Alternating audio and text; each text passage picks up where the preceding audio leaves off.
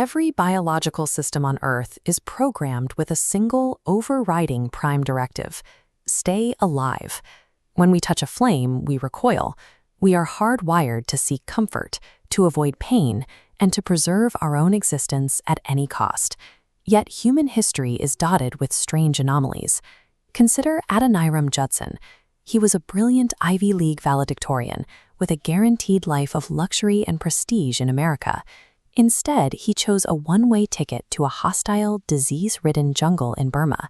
Or David Brainerd, an intellectual who actively gave away his entire inheritance, opting to build a log hut by hand and freeze in absolute isolation among native tribes in the American wilderness. And then there's Isaac Jogues, a captive who survived months of brutal, mutilating torture, escaped to Europe, received royal acclaim, and then willingly boarded a ship to sail right back to the exact people who held the tomahawk. What ideological force is powerful enough to completely override our deepest instinct for survival? To understand that, we have to look closely at the brutal, thoroughly unglamorous origins of the Christian missionary movement. To measure what these men gave up, look at what constituted success in 18th and 19th century American Protestantism.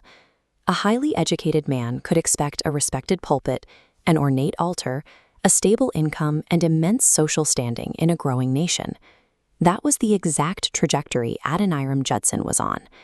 As a young man, he was arrogant, aggressively ambitious, and a self-declared atheist who simply wanted to prove his intellectual superiority. But after a sudden conversion to Christianity, he channeled that massive ambition into his new faith. He walked away from a prestigious academic and pastoral career.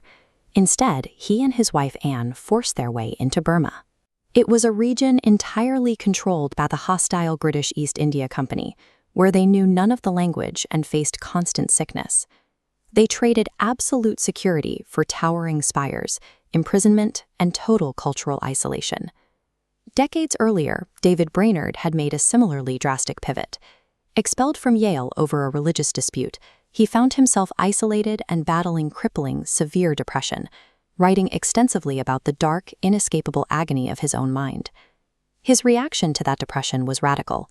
Believing he had to sacrifice everything, Brainerd took the inheritance his father had left him and used it to fund another young man's ministry. Left with nothing, he moved into the New York wilderness, slowly building a log hut with his own hands to live out his days in freezing, miserable solitude. These men actively purchased their own hardship. They looked at their promising futures, their wealth, and their comfort, and discarded them, viewing intense physical and mental suffering as the required entry fee for their cause.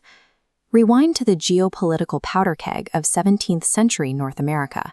French colonists, the Huron and Iroquois Confederacy fought proxy wars across unmapped wilderness. Into this crossfire walked French Jesuit Isaac Jogues. While transporting supplies, his canoe convoy was ambushed by a Mohawk war party. Jogues was taken captive and dragged from village to village. Over a period of 13 months, he was kept as a slave and relentlessly tortured. The violence was specifically directed at his hands, which were permanently mutilated as he lost multiple fingers to his captors. Eventually, he orchestrated a miraculous escape with the help of Dutch merchants, making his way to New Amsterdam and finally securing passage back to France. There, he was celebrated as a living martyr. The Queen of France even cased his ruined hands.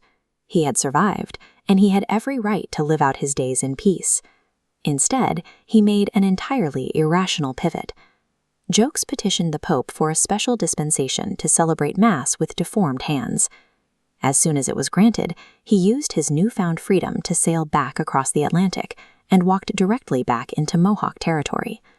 Soon after his return, a warrior invited him into a cabin and crushed his skull with a tomahawk. Jogues knew exactly what awaited him in those woods. His return proves that for the radical missionary, biological survival was entirely secondary to the spiritual objective. By normal metrics, these specific figures failed. They lived short, intensely painful lives. They battled sickness, endured torture, and died in deep obscurity or agonizing violence. But their extreme examples acted as a catalyst. The stories of their sacrifices filtered back to the comfortable pews of Europe and America, capturing the imaginations of entirely new generations. This zeal quickly institutionalized.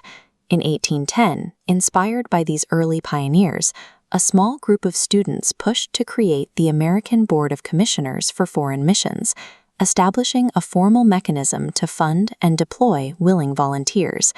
What started as isolated wilderness survival rapidly scaled into a sprawling global network.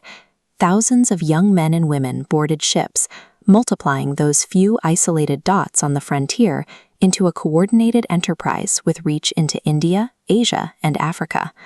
By 1900, this enterprise was operating thousands of schools and medical clinics across 4 continents, codifying unwritten languages into written grammars, and establishing permanent communities in territories once deemed unreachable. You don't have to share their theology to be awestruck by their tenacity. They looked at their own survival and deemed it irrelevant compared to the mission. It leaves a lingering question.